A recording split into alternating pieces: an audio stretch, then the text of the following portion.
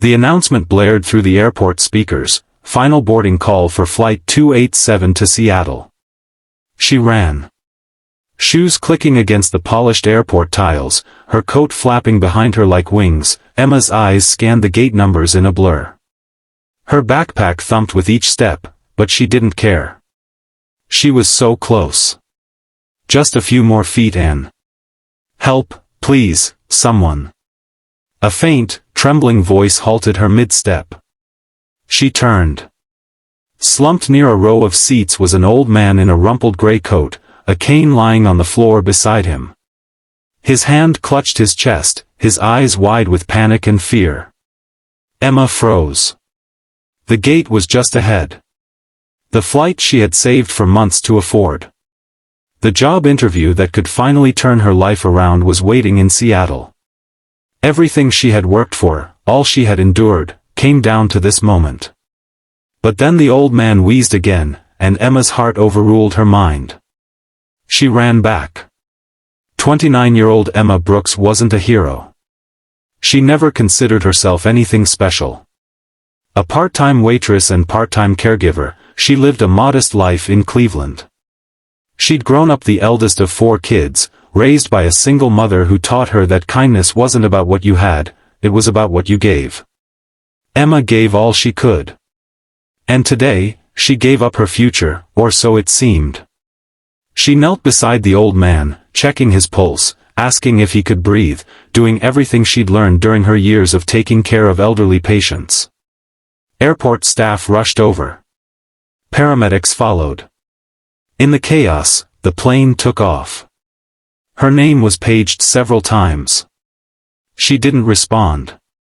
By the time the old man was stabilized and taken away, the flight was gone.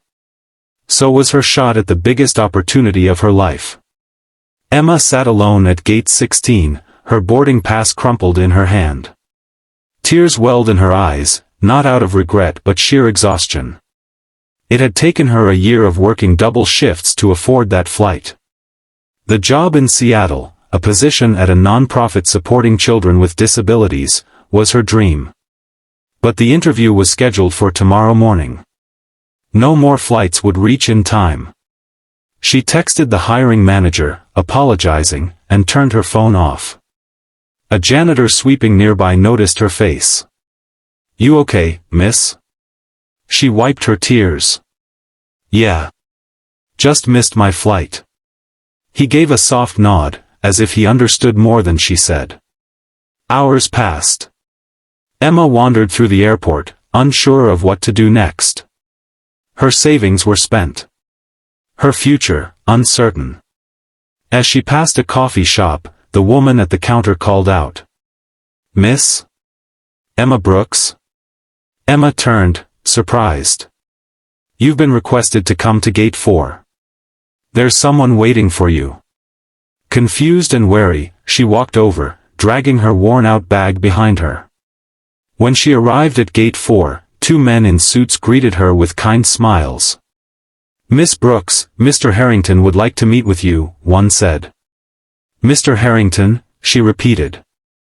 They didn't answer, just gestured to a private lounge nearby. Inside, the lights were dim, the furniture plush and luxurious. Seated on a large leather chair was the old man from earlier, now in a crisp navy suit, sipping tea like he owned the world. Because, as it turned out, he did, at least this part of it. "I thought I'd never see you again," the man smiled. "Sit. Please." Emma blinked. You're okay?" "I am, thanks to you."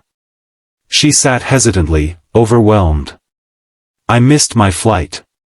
I had a job interview." He raised a hand. "I know everything. I asked around." Emma was baffled. "Who are you?" He leaned forward and offered a wrinkled hand. "Arthur Harrington. Founder and chairman of Sky Legend Airlines." The words hit her like a wave. She gasped. You own the airline?" "Technically," he chuckled. "My kids run most of it now. But I still visit airports on my own.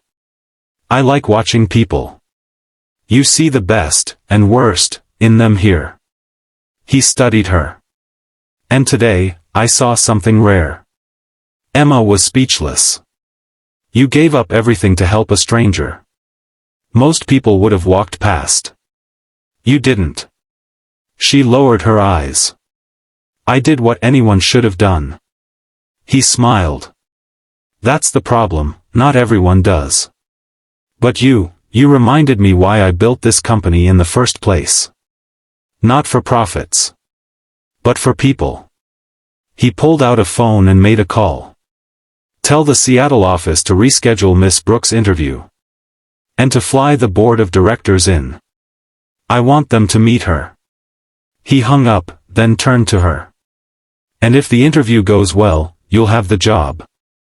We'll take care of accommodation. And salary negotiations. Let's just say you won't need to worry about money again for a while. Emma stared, wide-eyed. Why would you do that? Because the world needs more people like you, he said simply. And because you helped an old man who everyone else ignored. 2 weeks later, Emma was walking through a quiet park in Seattle, now wearing a company badge and a heart full of gratitude. She hadn't just gotten the job, she had been offered the lead role in developing Sky Legend's new charitable wing, aimed at supporting elderly passengers, low-income families, and community caregivers. But she hadn't told anyone the full story. Not her coworkers. Not the media. Not even her roommates. Because kindness, to her, wasn't about recognition. It was about doing the right thing, especially when no one's watching. And now, dear viewer, you know who she is. The woman you see in the viral video smiling beside Arthur Harrington, the one being introduced as the face of the airline's biggest humanitarian initiative? That's Emma. The simple woman who missed her flight. To save a stranger. And ended up flying higher than she ever imagined. Kindness has no price tag, but it holds the power to open doors money never could. Never hesitate to help someone in need. Because sometimes, the detour you take out of compassion is the very path meant to change your life forever.